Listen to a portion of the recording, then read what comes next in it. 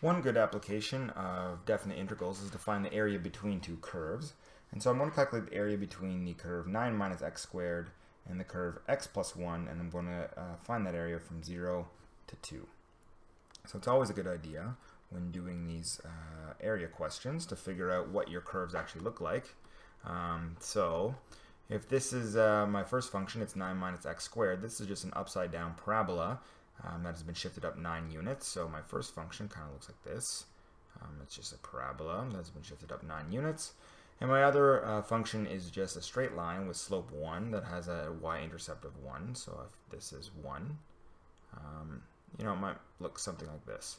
And so we're going to try to figure out the area in between these two curves, which is, in theory, this whole region here, in between the two curves. But they only want it from 0 to 2. So they only want it from x equals 0, which is here, to x equals 2, which is about there. So they'd like essentially the area from here, from here to about here, just in this region here. So let's do that by using our formula for area between curves and definite integration. So the area is equal to, well, I would like the area be from a region that's starting at x equals 0 until x equals 2. And the top function here of my region is this parabola, which is the function 9 minus x squared. And then I'm going to subtract off the boundary of essentially the bottom function of my region. So the bottom boundary of my region is this straight line, which has a function expression of x plus 1. So I'm going to subtract off the bottom function, which is the function x plus 1. I'm going to integrate with respect to x. So now I can simplify this a little bit. I have 0 to 2, 9 minus x squared minus x minus 1 dx. And then I have 9 minus 1 is 8. So this becomes the definite integral of 8 minus x squared minus x with respect to x. So using my definite integral rules, I can split this up into 3 separate integrals.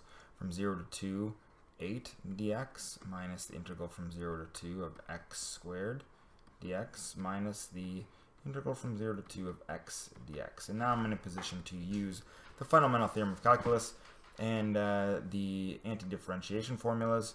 So the antiderivative of 8 is 8x. I'm going to evaluate that from 0 to 2.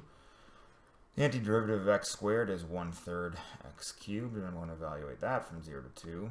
And the antiderivative of x is 1/2 x squared, and I'm going to evaluate that from 0 to 2. So now I proceed by plugging 2 in and plugging 0 in. So I get, when I plug 2 in, I have 8 times 2 minus what I get when I plug 0 in, which is 8 times 0, minus what I get when I plug 2 in, so 1/3 2 cubed, minus what I get when I plug 0 in, which is 1/3 0 cubed.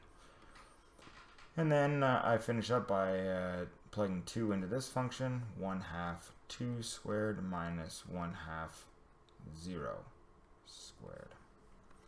And I can simplify this. 8 times 2 is 16, minus 8 times 0, that's just 0, minus, this is 8/3, because 2 cubed is 8, so 8/3.